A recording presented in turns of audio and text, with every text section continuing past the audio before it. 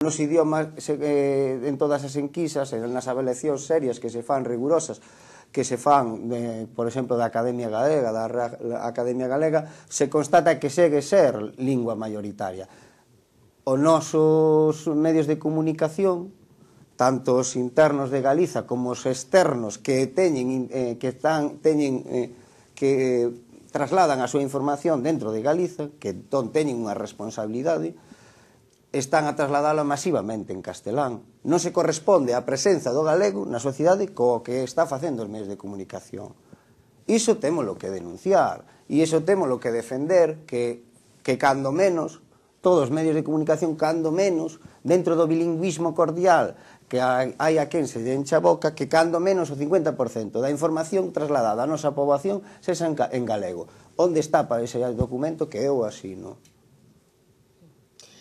Estamos hablando de bilingüismo, por un lado y por el otro. ¿Puede pensar algunas personas que antes no existía este conflicto con las lenguas de nuestra comunidad autónoma, tanto con el castellano como con el gallego, y que ha surgido en los últimos años? ¿Realmente existe ese bilingüismo? ¿Se ataca al gallego? ¿Se ataca al castellano? ¿Cómo lo ven desde el Partido Popular?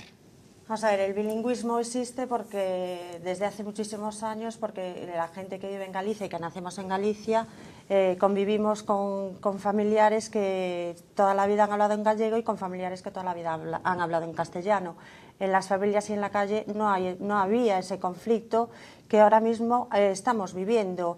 El conflicto pensamos y creemos que viene por el decreto que ellos dicen que no se estaba cumpliendo, pero es un decreto que impone el hecho de que se tenga que cumplir un tanto por ciento superior a ese 50% en el sistema educativo.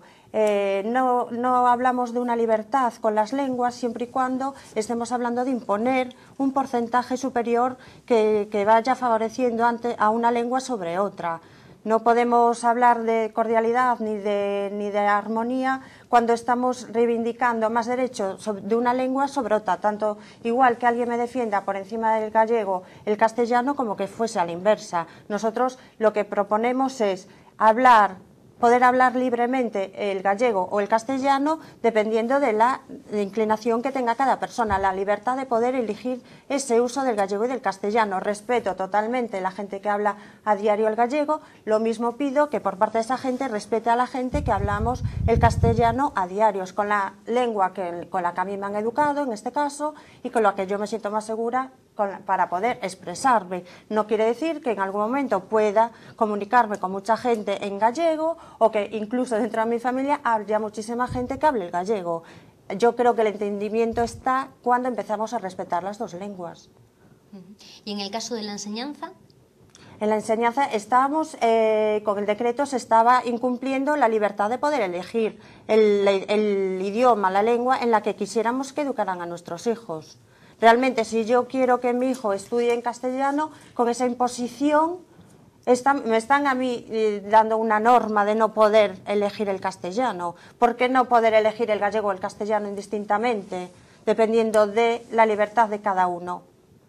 Yo creo que la cordialidad de todos está cuando podemos respetar y, vamos, creo que lo vivimos a diario. Elia y yo trabajamos en el ayuntamiento, hablamos la lengua, habla el gallego, el otro habla el castellano, nos podemos entender con el respeto mutuo de una hacia la otra y no hay problema ninguno. Sí, Rosa, xa o sei, ti e eu falamos lenguas distintas, entendémonos desde o respeto mutuo, pero as institucións educativas teñen outra responsabilidade. As institucións educativas non poden deixar na vontade dos pais e das nais o facer un programa educativo para unha comunidade autónoma. Iso é ilegal. O sea, o que non pode ser de ninguna maneira é que non haxa un proxecto educativo para a nosa comunidade autónoma. Todos os proxectos educativos de un centro teñen que ir centrados dentro do contorno social e natural no que se moven os seus alumnos. Nós estamos en Galiza. Temos unha comunidade autónoma que se chama Galiza, que o Estatuto de Autonomía dice que o idioma propio de Galiza é o galego. Entón, a lingua vehicular de Galiza ten que ser o galego. O noso medio natural é o galego. A nosotros parecenos gravísimo que un goberno de unha autonomía non teña un proxecto educativo e espere que os pais que non teñen por que ter unha formación en técnicos educativos exerzan de técnicos educativos. É como se eu lle pido a un inxeñeiro, dígolle como ten que facer unha ponte, pero vamos a ver a onde chegamos. Isto é o mundo ao revés.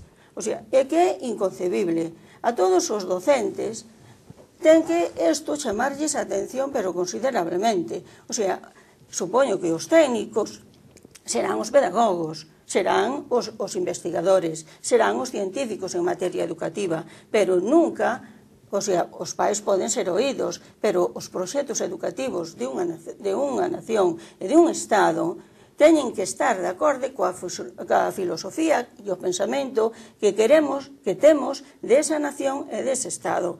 E a min, desde logo, asústame moitísimo cando isto non se ten un proxecto educativo e se di, bueno, pois vamos preguntar aos pais e se non queren dar inglés, non dan inglés, e se non queren dar matemáticas, pois que non digan matemáticas, e eu se non quero pagar unha multa, pois non a pagarei. O sea, bueno, pero vamos a ver, é que supoño que eso non vai a ser así, porque eso é un subterfuxio para o PP quitar o galego o pouco arraigo social que ten e das escolas. Pero a min, desde logo, eso pareceme gravísimo.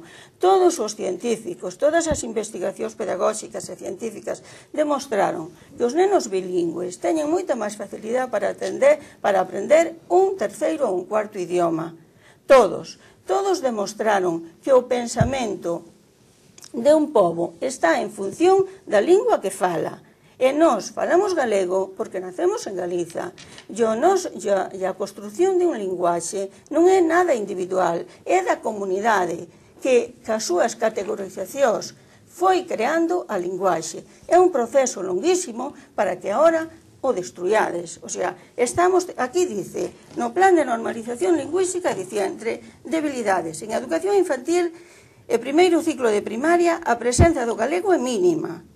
Non está garantido o coñecemento suficiente do galego entre os novos docentes, nin tampouco nun sector do profesorado en exercicio. O sistema educativo non hai unha planificación orientada a garantir unha competencia semellante nas dúas linguas. E ti falasme do bilingüismo armónico. E que vamos a ver, iso é un avasallamento outra vez da lingua do país. E que parece mentira, porque entón o máis honesto que podíais facer é renunciar a ser representantes dunha comunidade autónoma. Vosotros sois representantes dun poder central e estades pendentes totalmente das ideas do dedo de Madrid, porque a ninguén se lle ocorre dicir que o castelán aquí, en Galiza, está correndo perigo en ningún estamento, en ningún medio, en ningún neno. Eu dou clase e ningún dos meus nenos fala galego, aínda que o fale eu.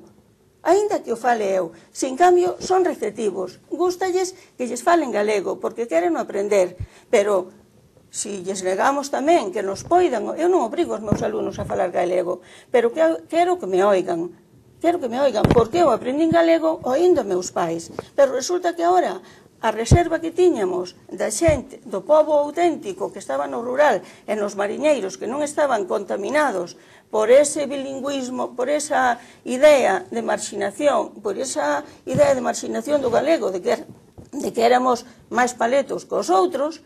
Eso tamén o perdemos, porque o rural está desmantelado. E o mar, pois por aí se vai. Entón, agora os nosos nenos, de que fontes beben? De ningunha das do castelán. E logo, teis o valor de dicir que é o castelán o que está en perigo. De verdad, é que hai que ter moito valor, E hai que, de verdad, te lleva mucho más tiempo que yo, Claro. Enseguida le vamos a dar el turno de palabra a Carlos para seguir con la ronda. Antes nos vamos a ir, unos minutitos a publicidad. No se vayan, que enseguida regresamos.